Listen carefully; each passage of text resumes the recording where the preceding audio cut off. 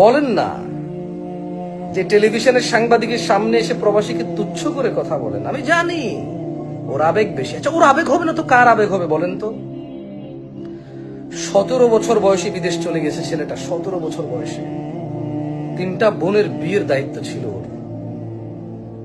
যারা বাংলাদেশের দরিদ্র সীমার গণনায় আসতো, 17 বছরের ছেলেটা বাপ মা ভাই বোন আত্মীয় স্বজন, ক্রিকেট ফুটবল ক্যারাম ব্যাডমিন্টন, শীতকালের গরমকালে পুকুরে ডুব দেওয়া, সাঁতার কাটা, হ্যাঁ সবকিছু কোরবানি করে বিদেশ চলে গেছে 17 বছরের ছেলেটা।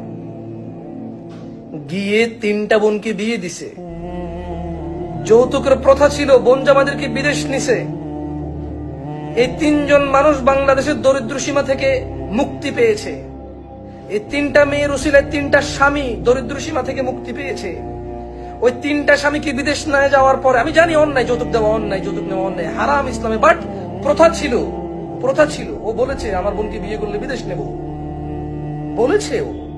ওই 3টা বোনের হাজবেন্ড বিদেশ যাওয়ার পর 3টা পরিবার